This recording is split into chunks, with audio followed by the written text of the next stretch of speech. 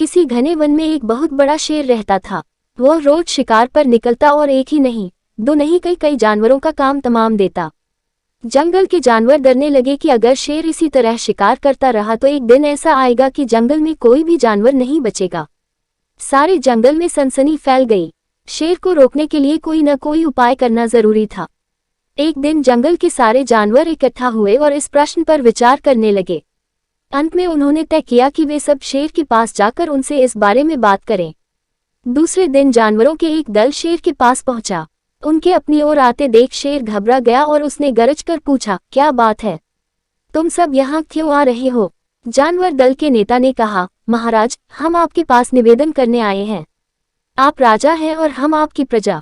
जब आप शिकार करने निकलते हैं तो बहुत जानवर मार डालते हैं। आप सबको खा भी नहीं पाते। इस तरह से हमारी संख्या कम होती जा रही है।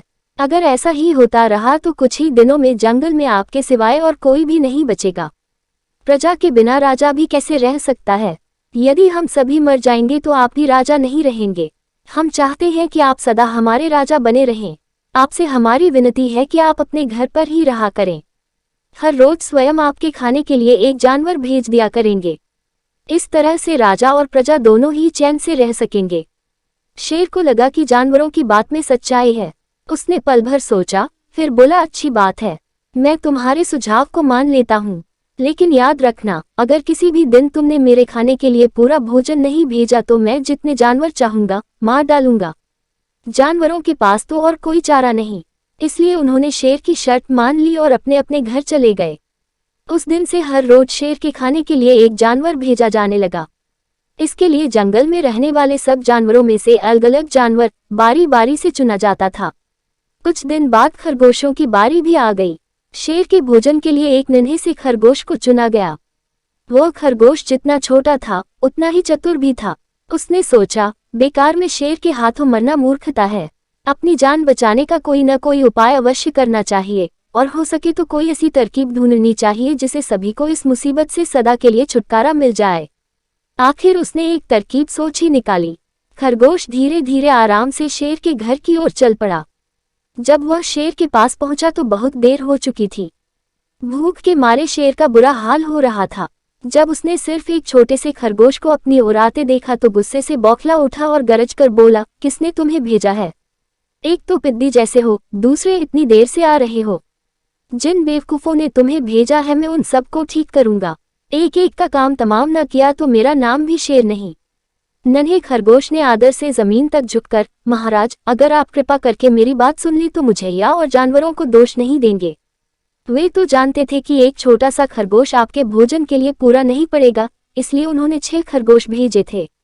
लेकिन रास्ते में हमें एक और शेर मिल गया। उसने 5 खरगोशों को मारकर खा लिया। यह सुनते ही शेर दहाड़ कर बोला, क्या कहा? दूसरा शेर? कौन है वह? तुमने उसे कहाँ देखा महाराज? वह तो बहुत ही बड़ा शेर है। खरगोश ने कहा, वह जमीन के अंदर बनी एक बड़ी गुफा में से निकला था। वह तो मुझे ही मारने जा रहा था, पर मैंने उससे कहा, सरकार, आपको पता नहीं कि आपने क्या अंधेर कर दिया है।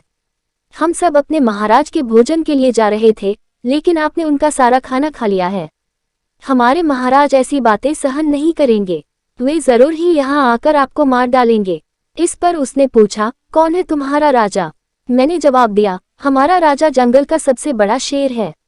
महाराज, मेरे ऐसा कहते ही वह गुस्से से लाल पीला होकर बोला, बेवकूफ, इस जंगल का राजा सिर्फ मैं हूँ। यहाँ सब जानवर मेरी प्रजा हैं। मैं उनके साथ जैसा चाहूँ वैसा कर सकता हूँ।